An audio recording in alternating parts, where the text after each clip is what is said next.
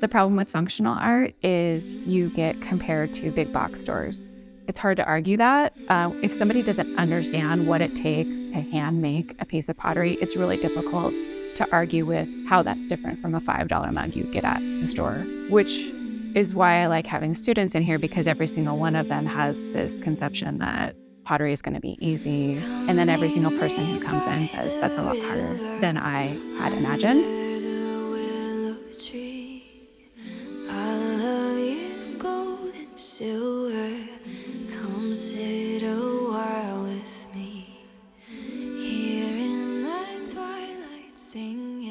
My name is Schnitzius. I am a ceramic artist, and I am the owner of Rekindle Pottery in San Diego, California.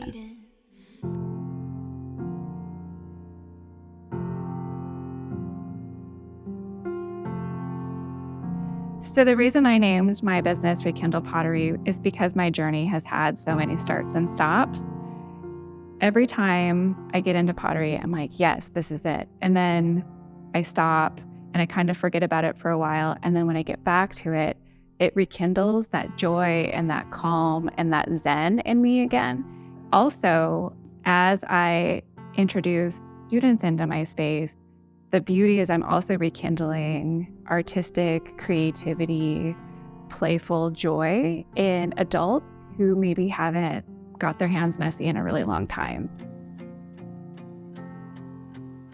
One of my earliest memories, and I was really little, I was at a toy store and I remember looking up and seeing like a little kid's potter's wheel.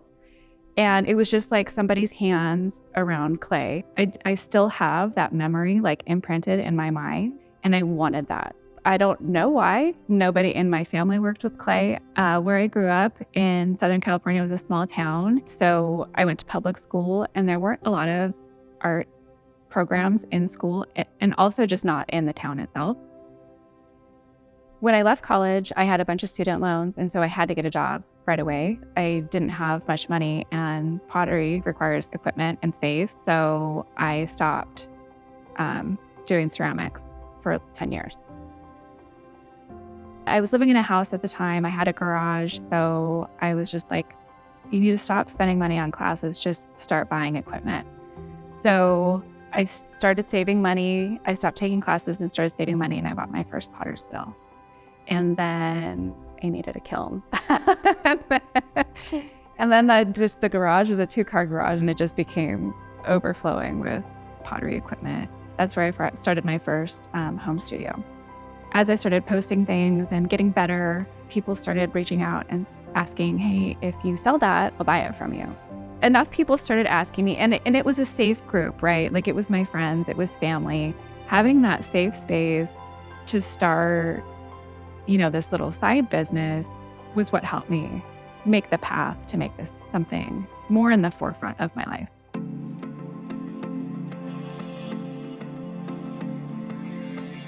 This place was out of my budget, and I had to make a decision that if I was going to move into this space, that I had to really start taking things seriously again. Moving into this space catapulted me into getting back into ceramics and making it a bigger part of my life again.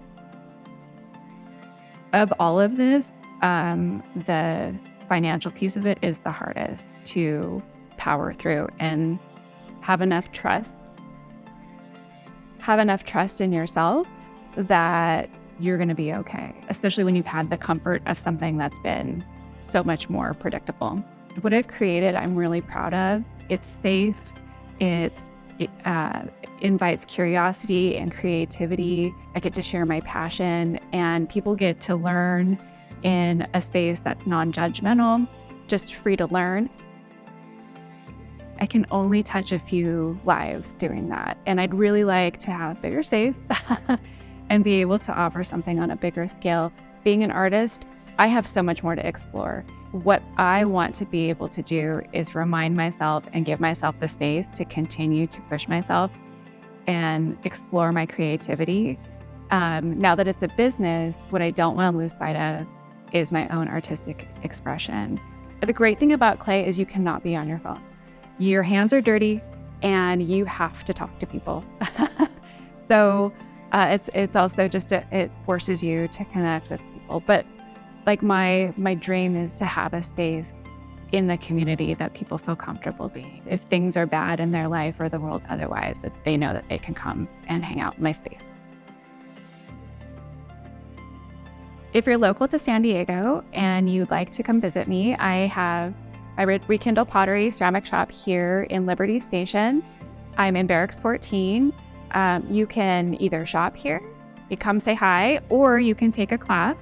To schedule a class, you can find me at rekindlepottery.com. You can also buy my products on rekindlepottery.com.